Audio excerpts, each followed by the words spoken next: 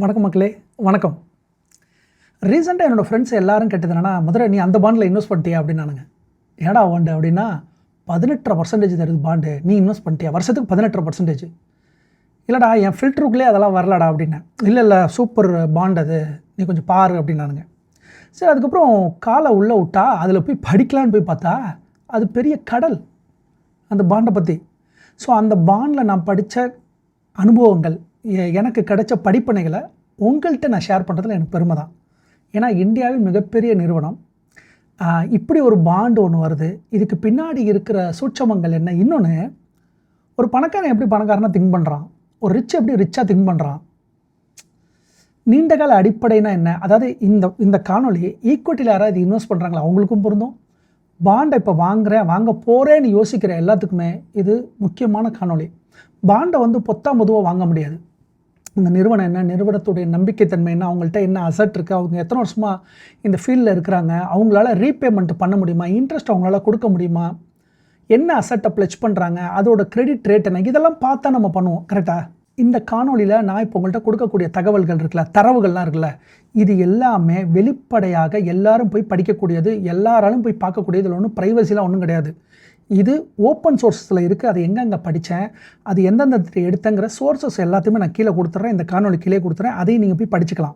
முக்கியமாக இந்த காணொலி ஒரு முதலீட்டு ஆலோசனை கிடையவே கிடையாதுங்க. முதலீட்டு ஆலோசனையே கிடையாது. இது முழுக்க கல்வி எஜுகேஷ்னல் பர்பஸ்க்காக மட்டும்தான் கொடுக்குறேன். இதுக்கு பின்னாடி இருக்கிற எக்கனாமிக்ஸு, இதுக்கு பின்னாடி இருக்கிற ரிச் மைண்ட் செட்டை எப்படி திங்க் பண்ணுவாங்க, இதுக்கு பின்னாடி இருக்க ஈக்விட்டினா என்ன, அதை எப்படி ப்ளெச் பண்ணுறாங்க, ஒரு நிறுவனத்துக்கு பின்னாடி இருக்க அசட்ஸ் எப்படி இருக்குது, அதை போய் நம்ம எப்படி ஃபில்டர் பண்ணணும், எப்படி தேர்வு செய்யணுங்கிற அந்த கல்வியை மட்டும் தான் இப்போ நான் உங்கள்கிட்ட கொடுக்குறேன். நான் ஒரு பாண்டை எப்படி வாங்குவேன், எங்கே வாங்குவேங்கிறத நேரடியாக எல்லா இடத்துலையும் சொல்லியிருக்கிறேன். அதாவது நான் என்ன பண்ணுறேன், இந்தியா பாண்டோட வெப்சைட் போய், இவங்க யார், இவங்க செபியால் அங்கீகரிக்கப்பட்ட OBP online bond purchase platform. அந்த பிளாட்ஃபார்மில் தான் நான் போய் என்னுடைய பாண்டுகளை போய் வாங்குகிறேன். அப்போ இதில் போய் நான் போய் வாங்கணும்னா என்ன பண்ணணும், என்னோடய ஆதார் கார்டு, என்னோடய டிமேட் அக்கௌண்ட்டு, என்னோடய பேங்க் டீட்டெயில்ஸு எல்லாத்தையும் கொடுத்து KYC நான் கம்ப்ளீட் பண்ணுறதுக்கு 10 நிமிஷம் ஆகும். கம்ப்ளீட் பண்ணுறதுக்கப்புறம் நான் 1000 ரூபாய், 10,000 ரூபாய், 1 லட்சம், 10 லட்சம் முதற்கொண்டு நான் இங்கே பாண்டுகளை வாங்க முடியும். இந்த பாண்டுகளை வாங்கினா, அதாவது கடன் பத்திரங்கள், இந்த கடன் பத்திரங்கள் மூலிமா எனக்கு மாத வருமானம் வந்து கொண்டே இருக்கும் எனது வங்கிக்கு. இன்னொன்று, தேர்வு செய்யும் பொழுது அதை எப்படி தேர்வு செய்யுது ஆல்ரெடி நிறைய இடத்துல சொல்லியிருக்கிறேன். அதை நம்ம ரிப்பீட் பண்ண நீங்கள் தேவையில்லை. ஆனால் இந்த வெப்சைட்டில் தான் போய் பண்ணுறேன். இப்போ நீங்கள் போய் பார்த்தீங்கன்னா ப்ராடக்ட்டில் போய் பார்க்குறீங்க, அதில் பாண்ட் இன்வெஸ்டிங் போகிறீங்க. அந்த பாண்ட் இன்வெஸ்ட்டில் பார்த்தீங்கன்னா எல்லாமே லைனில் இருக்குது பாருங்கள்.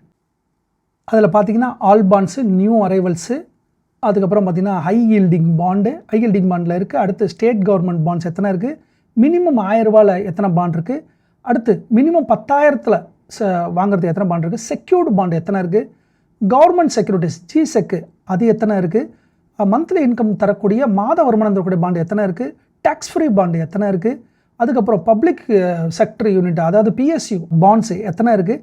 இது எல்லாமே இந்தியா பாண்ட்ஸுங்கிற பிளாட்ஃபார்மில் தான் ஓப்பனாக இருக்குது. யாராவது பாண்டை முதலீடு பண்ணணும், எனக்கு பாண்டை பற்றின எனக்கு கொஞ்சம் அறிவு இருக்குது சார், எனக்கு எப்படி தேர்வு செய்யணும் தெரியும் சார் அப்படின்னு நினைக்கிறவங்க இந்த வெப்சைட்டு போய்ட்டு, இந்தியா பாண்ட்ஸ் வெப்சைட்டு போய்ட்டு அவங்க KYC கம்ப்ளீட் பண்ணலாம். KYC 10 நிமிஷத்தில் கம்ப்ளீட் பண்ண முடியும். அப்போ அதுக்கு என்ன பண்ணணும், ஒரு டிமேட் அக்கௌண்ட் இருக்கணும், பேங்க் அக்கௌண்ட் ஒன்று இருக்கணும், உங்களோட இமெயில் ஐடி, அதுக்கப்புறம் உங்கள் ஆதார் கார்டு, பேன் கார்டு, இது இருந்தாலே 10 நிமிஷத்தில் முடிஞ்சிடும். அதுக்கப்புறம் நீங்கள் உங்கள்கிட்ட இருக்கிற 1000, 10,000, லட்சத்தில் கூட நீங்கள் போய் பாண்டை போய் முதலீடு பண்ண முடியும். இப்போ எடுத்துக்காட்டுக்கு என்ன பண்ணுறேன், ஒரு கவர்மெண்ட் செக்யூரிட்டிஸ் பாண்டை இப்போ நான் ஓப்பன் பண்ணுறேன் உங்களுக்காக. இது பேர் GSECவாங்க, அதாவது கவர்மெண்ட்டே தரக்கூடிய, சென்ட்ரல் கவர்மெண்ட் தரக்கூடிய கடன் பத்திரம். இந்த கடன் பத்திரத்தை நான் என்ன பண்ணலாம், உள்ளே போகிறேன், அதில் போய்ட்டு நம்பர் ஆஃப் பாண்டு, எத்தனை பாண்டு வருதுங்கிறத நீங்கள் இன்க்ரீஸ் பண்ணிவிட்டு கீழே பாருங்கள், கன்ஃபார்ம் ப்ரொசீடு அப்படிங்கிறத கொடுத்துட்டிங்கன்னா ப்ரொசீட் டு பேன்னு வரும். ப்ரொசீட் டு பே கொடுத்தீங்கன்னாக்கா அன்னைக்கு நாளே உங்களோட டிமேட் அக்கௌண்ட்டில் அந்த பாண்டு உங்களுடைய டிமேட் அக்கௌண்ட்டில் வந்துடும். ஒருவேளை நீங்கள் வாங்கக்கூடிய பாண்டு மாத வட்டியாக இருந்தால் மாதம் அந்த வட்டி வந்துடும். அல்லது வருடத்தில் எண்டில் தான் கொடுப்பாங்கன்னா அந்த வருடத்தை எண்டில் அந்த வட்டிகள் உங்களோட கொடுத்த உங்கள் பேங்க் கணக்கு இருக்குல்லையே அந்த கணக்குக்கு வட்டியாக வந்துடுங்க. இப்போ என் ஃப்ரெண்ட்ஸ் எல்லாம் எனக்கு சொன்னாங்க, நல்லா 18% ஒரு பாண்டு ஒன்று வந்திருக்குன்னு. இப்போ நம்ம பார்த்தோம்ல இந்தியா பாண்டு, அதில் எத்தனை இருக்குது, 10%, 11% ஃபார் ஆண்டுக்கு 10 to 11% வருது பாண்டு வட்டியாக. இது 18% ஒரு பாண்டு இப்போ இன்ட்ரடியூஸ் ஆகிருக்குன்னு என் ஃப்ரெண்டெல்லாம் சொன்னாங்களா. அது என்னடான்னு போய் பார்த்தா, ஷப்பூர்ஜி பல்லன்ஜி குரூப் ரைசஸ் அப்படின்னு போட்டு 25,500 கோடி ரைஸ் பண்ணுறாங்க. It's for refinancing. நல்லா கேட்டுக்கங்க, ரீஃபைனான்சிங், கடனை அடைப்பதற்காக கடன். புரியுதுங்களா?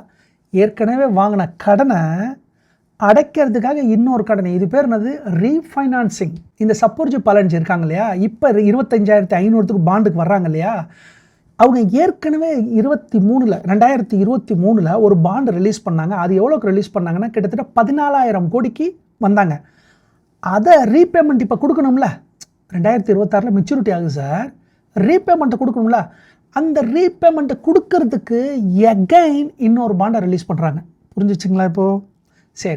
சரி முதல்ல ஃபஸ்ட்டு பாண்டுக்கு போயிடுவோம். ஃபஸ்ட்டு பாண்டு என்ன? கோஸ்வாமி இன்ஃப்ராடெக் அப்படின்னு சொல்லி ஒரு நிறுவனம். ஓகே, GIPLனு. அந்த GLPLோட கேர் ரேட்டை பார்க்குறேன், BB-, அடுத்துக்கப்புறம் B+ அப்படின்னா ஜங்க்குன்னு அர்த்தம், குப்பை. அந்த கேர் ரேட்டிங்கே சொல்லிடுச்சு இந்த பாண்டு குப்பை. அது என்ன? அன்லிஸ்டடு, 0 கூப்பன். நல்லா கேட்டுக்கோங்க, கூப்பன் 0. என்னன்னா சார், இந்த பாண்டை யார் வாங்குறீங்களோ, அந்த கோஸ்வாமி ஃபஸ்ட்டு வந்தான்ல 2023 அந்த பாண்டு வந்தான்ல, அந்த பாண்டு அதுவும் யார் கொண்டு வந்தா? சப்போர்ஜி தான், பலன்ஜி தான். அது என்னன்னா, அந்த பாண்டை யாரெல்லாம் வாங்குறீங்களோ அவங்களுக்கு மாத வட்டி கிடையாது, வருட வட்டி கிடையாது. நோ, 18% மெச்சூரிட்டி அன்னைக்கு யார் வரை வச்சுருக்காங்களோ அவங்களுக்கு 18%. சார் இதில் யாராவது இன்வெஸ்ட் பண்ணுவாங்களா சொல்லுங்கள்? ஆனால் இன்வெஸ்ட் பண்ணியிருக்கிறாங்க. இங்கே தான் நீங்கள் ரிச் எப்படி வேலை செய்கிறாங்கிறத நீங்கள் பாருங்கள். இப்போ அதாவது 2023 14,300 கோடிக்கு பாண்டு ஒன்று ரிலீஸ் பண்ணது சப்போர்ஜி பாலன்ஜி. மெச்சூரிட்டி வந்து ஏப்ரல் 2026 கொடுக்க முடியல.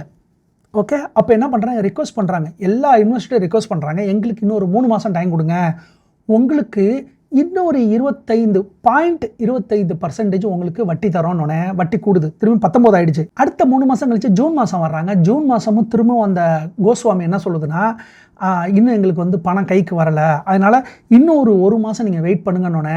அதுக்கு காம்பன்சேஷனாக காத்திருக்காங்களே, அதுக்கு காம்பன்சேஷனாக 0.25 திருப்பி ஏற்றுறாங்க. ஆக மொத்தம் அப்படி சொல்லி 21% அந்த பாண்டை யாரெல்லாம் வச்சுருக்காங்களா 21% இப்போ செட்டில்மெண்ட் பண்ணணும். இப்போ நல்லா கேளுங்க, ஃபஸ்ட்டு பாண்டு வந்துச்சு, செட்டில்மெண்ட்டு இந்த ஜூன் கொடுக்கணும், கொடுக்கறதுக்கு காசு கிடையாது. அதனால் என்ன பண்ணுறாங்கன்னா இப்போ புது பாண்டு ரைஸ் பண்ணுறாங்க. அந்த பாண்டுலேருந்து வர்ற அமௌண்ட்டை எடுத்து பழைய பாண்டு கொடுத்தவங்க எல்லாத்துக்கும் செட்டில்மெண்ட்டு கொடுத்துட்டு இந்த புது பாண்டுக்கு அடுத்த 3 வருஷம் 2029 ரீபேமெண்ட்டு பண்ண போகிறாங்க. அதுவும் எப்படி? மந்த்லி பே அவுட் கிடையாது. 25,500 கோடி வர்றாங்களா சார் அடுத்த பாண்டு. அந்த பாண்டு எதில் வரனா? ஈக்குவைசன்ங்கிற கம்பெனியில் வர. அந்த ஈக்குவைசன் யாரான்னு பார்த்தீங்கன்னா அதுவும் சப்போர்ஜி பலன்ஜி தான். இப்போ 2029 இந்த 25,500 கோடி இருக்குல்ல சார், பிளாக் ராக் இன்வெஸ்ட் பண்ணுறான் சார். பிளாக் ராக் இந்த கம்பெனியில் இன்வெஸ்ட் பண்ணுறான், இந்த பாண்டை வாங்குறாங்க. ஏன்னா 14% வட்டி யார் கொடுப்பா? அமெரிக்காவில் ட்ரெஸரி பாண்ட்ஸ் இருக்குல்ல, அது எவ்வளோ கொடுக்குது? வருஷத்துக்கு 4% கொடுக்குது, 4.5% கொடுக்குது. இங்கே இந்தியாவில் இருக்கிற ஒருத்தன் 14% தரணுன்னே பிளாக் ராக் வந்து இன்வெஸ்ட் பண்ணிட்டான், கோல்ட்மேன் சச் வந்து இன்வெஸ்ட் பண்ணிட்டான். இப்போ 2029 இவங்க திருப்பி கொடுக்கணும், ரைட்டா? இப்போ இதுவரை உங்களுக்கு புரிஞ்சிருச்சு இந்த பாண்டில் என்ன நடக்குதுன்னு. சரி, யார் சார் இந்த சப்போர்ஜி பலோன்ஜி? எப்படி சார் இவங்கள்ட்ட இவ்வளோ பெரிய ஒருத்தன் கொடுக்குறேங்கிறான், இவ்வளோ பேர் வந்து வாங்குறேங்கிறாங்க, ஈவன் ஜங்க்கு. அந்த பாருங்க, அந்த கோஸ்வாமி சொன்னேன் இல்லையா, அதோட ரெவன்யூவை போய் பாருங்க, டோட்டல் மைனஸ். 2024 -3000 கோடி, 2025 -2000 கோடி, அடுத்து 2026 -2000 கோடி. சார் அது நிறுவனமே கிடையாது, அது ஒரு ஹோல்டிங் கம்பெனி, பேருக்காக போர்டு போட்டு ஆரம்பித்த கம்பெனி. அந்த கம்பெனி தான் வந்து பாண்டுக்கு வருது, கேர் ரேட்டிங் சொல்கிறான், இவன்ட்ட எதுவுமே கிடையாது. ஆனால் பிளட்ஜ் பண்ணுறதுக்கு இவங்கள்ட்ட ஏதோ இருக்குது, SP குரூப்புக்கிட்ட ஏதோ பிளட்ஜ் பண்ணுறதுக்கு ஏதோ ஒன்று இருக்குது. அதை வச்சு தான் இந்தியாவே இன்றைக்கி அந்த சப்போர்ஜி பலோன்ஜி மேலே மரியாதை வச்சுருக்கு. காரணம்னா அன்னைக்கு 2 கோடி ஒரு இடத்துல முதலீடு பண்ணது இன்றைக்கி 1.85 லட்சம் கோடியை இன்றைக்கி வந்து மரியாதை கொடுக்குது. அப்படின்னா அதை தான் இவங்க பிளட்ஜ் பண்ணுறாங்க. So okay, come to the point. அது என்னங்கிறத பார்ப்போம். அப்போ இந்த கோஸ்வாமி என்ன பண்ணுறாங்க, இவங்கள்ட்ட ரெவன்யூ கிடையாது, ஒன்றும் கிடையாது, ஜங்க்குன்னு தெரிஞ்சும் கூட அந்த பாண்டை வாங்கினாங்க. ஃபஸ்ட்டு பாண்டு வாங்கினாங்க, அந்த ஃபஸ்ட்டு பாண்டை ரீபேமெண்ட் பண்ண முடியலங்கிறத செகண்ட் பாண்டு இப்போ வந்திருக்கிறாங்க. இந்த செகண்ட் பாண்டுக்கு இப்போ எல்லாரும் இன்வெஸ்ட் பண்ணிக்கிட்டு இருக்காங்க. அதனால தான் என் ஃப்ரெண்ட்ஸுக்கு கால் பண்ணி இதை நீங்கள் வாங்கிட்டியா அப்படின்னு கேட்டாங்க. ஆனால் நான் இன்வெஸ்ட் பண்ணலை. அப்போனா இந்த சப்போர்ஜி பலன்ஜிக்கிட்ட ஏதோ ஒரு அசட் இருக்குது. அது என்ன அசட்டு அப்படிங்கிறத பார்க்கும்போது யார் இந்த சப்போர்ஜி பலன்ஜி அப்படிங்கிறத பார்த்தீங்கன்னா 1865, அதாவது சுதந்திரம் வாங்குறதுக்கு முன்னாடியே பாலன்ஜி மிஸ்ரி அவர் தான் முதல்ல 1865 சுதந்திரம் வாங்குறதுக்கு முன்னாடியே இந்தியா பாகிஸ்தான்லாம் ஒன்றா இருந்தது இல்லையா, அப்போவே இவர் என்ன பண்ணியிருக்காருன்னா லிட்டில் வுட் கன்ஸ்ட்ரக்ஷன் ஃபார்முங்கிற ஒரு கன்ஸ்ட்ரக்ஷன் நிறுவனத்தை ஆரம்பிச்சிருக்கிறாரு. சார் இன்றைக்கி சொல்கிறேன், இன்றைக்கி இந்தியாவில் இருக்கிற பெரிய பெரிய ஸ்ட்ரக்சர்ஸ் எல்லாம் இருக்குல்ல, இன்ஃப்ராஸ்ட்ரக்சர், அதெல்லாம் யார் பில்டு பண்ணுதுன்னு பார்த்தீங்கன்னா இந்த சப்புர்ஜி பலன்ஜி கம்பெனி தான். எடுத்துக்காட்டுக்கிறேன்னா இப்போ ரீசெண்டாக பிரதமர் மோடியால் வந்து ஜம்மு அண்ட் காஷ்மீரில் ஓப்பன் பண்ணாங்களா செனாப் பிரிட்ஜு, அந்த பிரிட்ஜை யார் கட்டினது? உலகத்திலேயே ஹைரைஸான பாலம் அதுதான். அந்த பாலத்தை இன்ஃப்ராஸ்ட்ரக்சர் யார் பண்ணால், என்ஜினியரிங் கன்ஸ்ட்ரக்ஷன் யார் பண்ணதுன்னு பார்த்தீங்கன்னா இந்த சப்புர்ஜி பலன்ஜி தான். அது மட்டும் இல்லை, பழைய பாம்பேவோட ரயில்வே ஸ்டேஷன் இருக்குல்ல, பண்ணது அவங்க தான். ஆர்பிஐயோட ஆஃபீஸ் இன்றைக்கி இருக்குல்ல, பழைய ஆஃபீஸு, அதை பண்ணதும் அவங்க தான். அதாவது 1865 ஆரம்பித்த அவர் கட்டுமானத்துறையில் இன்றைக்கும் ரியல் எஸ்டேட்டில் கிங்கு அப்படின்னு சொல்லிக்கினா மும்பையில் போய் பார்த்தீங்கன்னா அவங்க தான். அன்றைக்கி பாகிஸ்தானும் இந்தியாவும் ஒன்றா இருக்கும் பொழுது இவர் என்ன பண்ணியிருக்கிறாருனாக்க, இந்த பலன்ஜி மிஸ்ரி என்ன பண்ணியிருக்காருன்னா அவரோட கட்டுமானத்துறை உண்டு பண்ணியிருக்கிறாரு.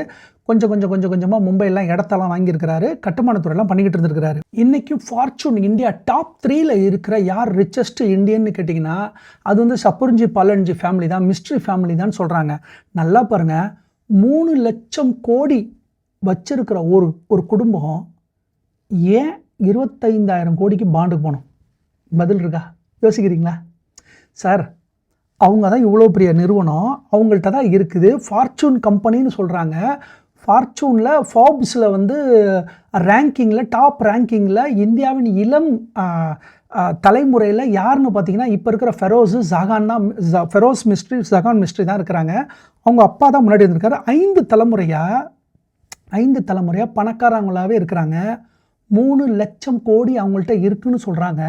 அப்புறம் ஏன் சார் இவன் பாண்டுக்கு வரணும்? புரியல. இந்த இடத்துல தான் நம்ம டாட்டாவை பற்றி பேசியே தீரணும். என்னென்னா, முதல் உலகப் போர் முடிஞ்சதுக்கப்புறம் ஜம்ஷெட்ஜி டாட்டான்னு சொல்லுவாங்க. அந்த தாத்தா தான் முதல் ஜென்ரேஷன். அவர் தான் என்ன பண்ணுறாருனாக்கா 1920 இன்னைக்கு இருக்கிற டாட்டா ஸ்டீல் இருக்குல்ல, அன்றைக்கி வந்து டிஸ்கோன்னு இருந்துச்சு. டிஸ்கோ இன்றைக்கி இருக்கிற டாட்டா பவர், அது வந்து டாட்டா ஹைட்ரோன்னு சொல்லி அன்னைக்கு முதல்ல ஸ்டீல் கம்பெனி உண்டு பண்ணணும், முதல்ல ஒரு பவர் கொண்டு வரணும், எல்லா கிராமத்துக்கும் போய் பவர் கொடுக்கணும்னு சொல்லி டாட்டா வந்து மேம்படுத்துறதுக்கு அன்னைக்கு ஜம்ஷெட்ஜி டாட்டாவுக்கு என்ன தேவைப்படுதுன்னா ஒரு 2 கோடி தேவைப்படுது. அந்த 2 கோடி அன்னைக்கு உதவுனது யாருன்னு கேட்டிங்கன்னா தின்ஷா, தின்ஷா. இந்த தின்ஷாங்கிறவர் தான் அவர் என்ன பண்ணுறாருன்னா 2 கோடியை கொடுக்குறாரு. சார் இந்த தின்ஷாங்கிறத சொல்லிடுறேன், அவங்க அப்பா இன்னைக்கு கராச்சியில் பாதி கராச்சி நிலங்கள் அவரோடது, அவங்க அப்பாவோடது. அதாவது சுதந்திரம் வாங்கிறதுக்கு முன்னாடி இதெல்லாம் நடக்குது சார். இந்தியாவும் பாகிஸ்தானும் ஒன்றா இருக்கப்போ நடந்த கதைகள் இது. அப்போது இந்த தின்ஷா என்ன பண்ணுறாருனாக்க, அப்பா பாகிஸ்தானி ரைட்டா, இவர் இங்கே இருக்கிறாரு. இவர் என்ன பண்ணுறாரு, தின்ஷா என்ன பண்ணுறாருனா ஜம்ஷெட்ஜி டாட்டாவுக்கு ஒரு 2 கோடியை கொடுக்குறாரு. 2 கோடியை 1926 கொடுக்குறாரு. அதை வச்சு தான் அவர் டாட்டா ஸ்டீலையும் எல்லாத்தையும் பண்ணுறாரு. இந்த டிஸ்கோங்கிற டாட்டா ஸ்டீலு, அடுத்து டாட்டா ஹைட்ரோ, அதாவது டாட்டா பவர், இந்த நிறுவனங்களை பெருசு பண்ணணும்னு சொல்லி ஜம்ஷெட்ஜி டாட்டா வந்து உறுதியாக அந்த தாத்தா வந்து வேலை பார்க்குறாரு. ஒரு காலத்தில் அவரும் இறக்குறாரு. இறக்கும் பொழுது அடுத்து வந்து ஜேஆர்டி டாட்டா, அந்த ஜேஆர்டி டாட்டா கிட்ட இந்த பொறுப்பெல்லாம் போது அப்போ அடுத்த தலைமையான ஜேஆர்டி டாட்டா என்ன பண்ணுறாருன்னா, ஆல்ரெடி ஏற்கனவே 2 கோடி வாங்கியாச்சு. இப்போது அந்த தின்ஷா வந்து என்ன பண்ணுறாருன்னா பணத்தை திருப்பி கேட்குறாரு. 2 கோடி எனக்கு திருப்பி கொடுத்துருங்கன்னு சார். நான் சொல்கிறது 1926 2 கோடி. அப்போ திருப்பி கேட்கும்போது ஜேஆர்டி டாட்டா என்ன பண்ணுறாருன்னா, என்கிட்ட பணம் கொடுக்க, என்கிட்ட பணம் இல்லை, அதுக்கு பதிலாக என்னோட நிறுவனத்தில் நான் ஸ்டேக்கு தரேன்னு சொல்லி டாட்டா சன்ஸோட 18% அவருக்கு கொடுக்குறாரு. யாருக்கு? 2 கோடி மதிப்பு. அன்னைக்கு 2 கோடி மதிப்புக்கு அன்னைக்கு தின்ஷாவுக்கு கொடுக்குறாரு, ஷேர்ஸாக கொடுத்துட்றாரு. அதாவது அன்லிஸ்டட் ஷேர்ஸு, ஆனால் என்னோட மொத்த சொத்தில் 18% நான் உங்களுக்கு தர்றேன்னு சொல்லி தின்ஷாவுக்கு கொடுத்துறாரு. இப்போ தின்ஷா 1936 அவர் இறந்துடுறாரு. அவர் இறந்ததுக்கப்புறம் இந்த சப்புர்ஜி பலன்ஜி இருக்காங்கள்ல, இந்த லிட்டில் வுட்டுங்கிற கம்பெனிலாம் ஆரம்பித்து இன்றைக்கி பாலம்லாம் கட்டிக்கிட்டு இருக்காருல்ல, அவங்க என்ன பண்ணுறாங்கனாக்க அந்த அன்னைக்கு 2.5 கோடியோ 3 கோடியோ அந்த தின்ஷாவோட அந்த குழந்தைங்கள்லாம் இருக்கிறாங்கல்ல, தின்ஷா தான் இறந்துட்டார்ல, அந்த குழந்தைங்களுக்கு கொடுத்துட்டு அந்த பங்குகளை, டாட்டா சன்ஸோட பங்குகளை வாங்குறது யாருன்னு கேட்டிங்கன்னா சப்புர்ஜி பலன்ஜி. சார் அன்னைக்கு வாங்கினாங்களே 2 கோடி, இன்றைக்கி அதனோட மதிப்பு 1,85,000 கோடி. இது இப்போ அவங்க பிளச் பண்ணலாம், ஆனால் செல் பண்ண முடியாது. செல் பண்ணுறதுல ரெஸ்ட்ரிக்ஷன் இருக்குது. ஏன்னா டாட்டா சன்ஸுக்கு உடன்பாடு கிடையாது. இன்றைக்கி நீங்கள் பார்த்தீங்கன்னா ரத்தன் டாட்டாவுக்கு அப்புறம் யார் சேர்மனாக வந்தான்னு பார்த்தீங்கன்னா சைரஸ் மிஸ்ரி தான் வந்தார். சைரஸ் மிஸ்ரி தான் சேர்மனாக வந்தார். ஏன்னா அதிகப்படியாக வச்சுருந்தா. ஈவன் நம்ம ரத்தன் டாட்டா கூட இந்த சைரஸ் மிஸ்ரி மேலே அவ்வளோ நம்பிக்கையை கொடுத்து சேர்மன் பதவியை கொடுத்தாரு. 2012 சேர்மன் ஆனார். யார் சேர்மன் பண்ணது? யார்? ரத்தன் டாட்டா தான் பண்ணார். ஏன்னா 18% வச்சிருக்கானே இவன் தான். நம்மளுக்கு தாத்தாவிட்ட இருந்து 2 கோடிக்கு வாங்கினவன். எந்த பிஸ்னஸில் நீ எதுவும் பண்ணல, உன் ஷேரை மட்டும் வாங்கிட்டேன் சார். இதுதான் லாங் டேர்ம் இன்வெஸ்ட்மெண்ட். பார்த்துக்கோங்க, 2 கோடி பண்ணி இன்றைக்கி எவ்வளோ வளர்ந்துருக்கு பாருங்கள். அப்போ இந்த சைரஸ் மிஸ்ரி இருக்கிறார் இல்லையா, இந்த சைரஸ் மிஸ்ரியை 18% வச்சுருக்கனால போர்டில் சேர்மன் பதவி கொடுத்தாங்க 2012. 2016 அந்த சேர்மன் பதவியை ரத்தன் டாட்டாவே பிடுங்கினார். அந்த சேர்மன் பதவி விலகின கோவத்தில் இவர் என்ன பண்ணார்னாக்கா 2020 சுப்ரீம் கோர்ட்டுக்கு போகிறார். சுப்ரீம் கோர்ட்டில் போய்ட்டு அவர் என்ன சொல்கிறாருனாக்கா, நாங்கள் இதோட டாட்டாவோட சொந்த பந்தத்தெல்லாம் நாங்கள் முறிச்சுக்கிறோம், இனிமேல் அவங்களோட ரிலேஷன்ஷிப்பே எங்களுக்கு வேணாம், நாங்கள் நீ கொடுத்தோம்ல 2.5 கோடி அது எல்லாத்தையும் எங்களுக்கு திருப்பி தர சொல்லுங்கன்னு சொல்லும் பொழுது இவங்க சொன்ன கணக்கு எவ்வளோன்னு கேட்டிங்கன்னா 1,85,000 கோடி. டாட்டா டீம் என்ன சொல்லுதுன்னா, இல்லை இது வெறும் 1 லட்சம் கோடி தான், கிட்டத்தட்ட 85,000 கோடி கேப் இருக்குது. இவங்க 2 பேரும் சண்டை போடுறாங்க. அப்போ சுப்ரீம் கோர்ட் என்ன பண்ணுறா, தீர்ப்பை டாட்டா பக்கம் கொடுத்துருச்சு.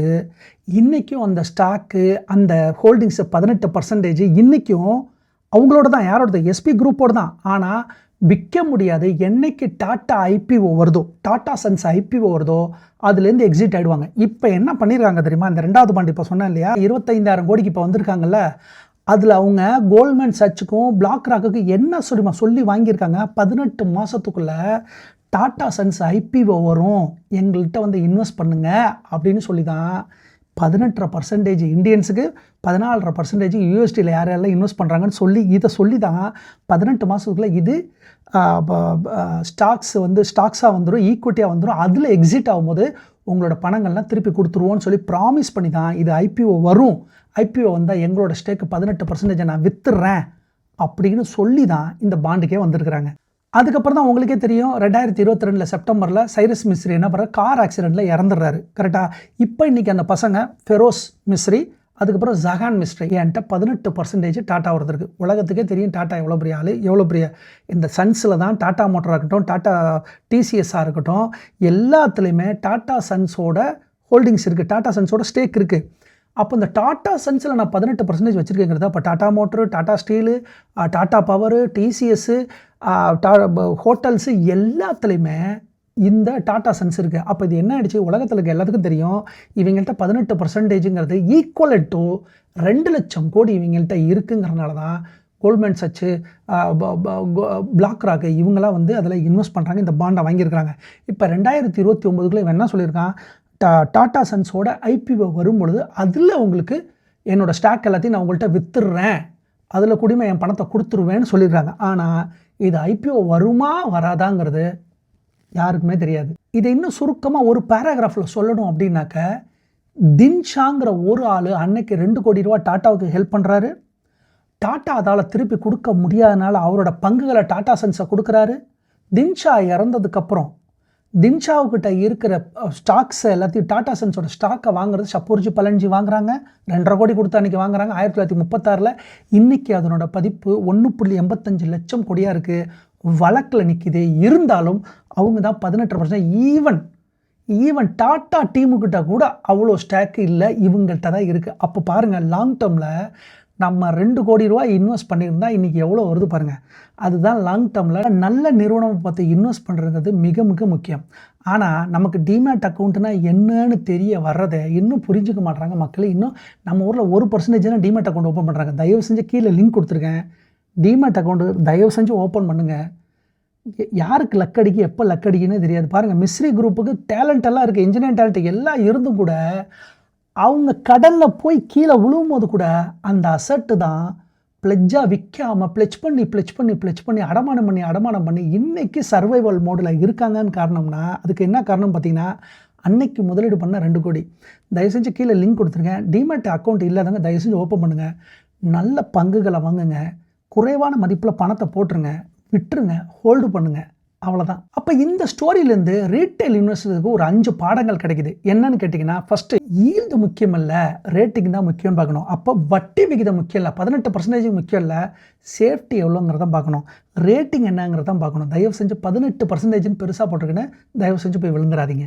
அதுக்கப்புறம் ஃபண்டமெண்டல்ஸ் அவங்க உண்மையாலுமே பிஸ்னஸ் பண்ணுறாங்களா, அவங்க வாங்குகிற பாண்டை திருப்பி அவங்களுக்கு கொடுக்கக்கூடிய தகுதி இருக்கா, அவங்களுக்கு ரெவன்யூ இருக்கா, கேஷ் ஃப்ளோ இருக்கான்னு அவங்களோட ஸ்டேட்மெண்ட்டை போய் பார்க்கணும். அடுத்து யாராவது இந்த ஜீரோ கூப்பன்னு சொன்னாங்கன்னா டபுள் ரிஸ்க்குன்னு அர்த்தம். அப்படின்னா என்னென்னா ஜீரோ கூப்பன்னா என்னென்னா நடுவில் எங்கேயுமே நான் வந்து வட்டி தரமாட்டேன், கடைசியில் எண்டுறதா மெச்சூரிட்டிலாம் வந்து கொடுப்பேங்கிறது என்ன சொல்ல வருதுன்னா, எனக்கு கொடுக்க வக்கு கிடையாது, நான் கடைசியில் தான் கொடுப்பேன், அது வரையும் காத்துடுறா அப்படின்னு சொல்கிறது எப்படி இருக்குன்னா, என்னால் இப்போதைக்கு ஜென்ரேட் பண்ண முடியாது, எதையாவது வச்சு அடமானம் வச்சு நான் உனக்கு கொடுக்குறேன்னு சொல்கிறது போது என்ன தெரியுதுன்னா, அவங்கள்ட்ட பிஸ்னஸ் இல்லை அப்படிங்கிறது தெளிவாக தெரியுது. அடுத்த இஷ்யூவர் ஸ்ட்ரக்சர் என்னன்னு தெரிஞ்சுக்கணும். அவங்க கொடுக்குற அடமானமாக கொடுக்குறாங்களே, பேக்கடு கொடுக்குறாங்களே, அது என்ன கொடுக்குறாங்க? தங்கமாக கொடுத்தா அடமானம் வச்சிடலாம், நிலமாக கொடுத்தா அடமானம் வச்சிடலாம். அன்லிஸ்டட் ஸ்டாக்காக இருந்தால் அதை எப்படியா விற்க முடியும்? ஒரு பொருளாக இருந்தால் விற்றுருவேன், காராக இருந்தால் விற்றுருவேன், மிஷினரியாக இருந்தால் விற்றுருவேன், இடமா இருந்தால் விற்றுருவேன். அன்லிஸ்டடாக இருந்தால் எப்படி விற்க முடியும்? அதனால் ஒரு நிறுவனம் பாண்டு கொடுக்குதுன்னா பிளெச் பண்ணுறாங்களே, அதோட ஸ்ட்ரக்சர் என்னங்கிறத நம்ம தெரிஞ்சுக்கணும். 5வதாக ரீட்டைல் இன்வெஸ்டர் கற்றுக்க வேண்டிய பாடம் என்னன்னு கேட்டிங்கன்னா, all investment should be done in registered platform, regulated platform. அதாவது அரசால் அங்கீகரிக்கப்பட்ட இணையத்தின் மூலியமாக உங்களுடைய முதலீடுகள் இருக்கணும். அதாவது செபி ரெகுலேட்டட் பண்ண OBB platform, okay, online bond purchasing platform, அதில் போகும்பொழுது அந்த மாதிரி இந்தியா பாண்ட்ஸ் வெப்சைட்டில் போகும்போது அங்கே உங்களுக்கு வெளிப்படையாக இருக்கும், இவ்வளோ பர்சன்டேஜ் இவ்வளோ வரும், கேஷ் ஃப்ளோ இவ்வளோ வரும், உங்களோட ஆரம் என்ன ரேட்டிங் இருக்கா இல்லையா, செக்யூர்டா நான் செக்யூர்டாங்கிறத தெளிவாக போய் நீங்கள் பார்க்கணுன்னா இந்த மாதிரி ஓபிபி இந்தியா பாண்ட்ஸ் வெப்சைட்டில் போய் வாங்குறது சிறப்பானது.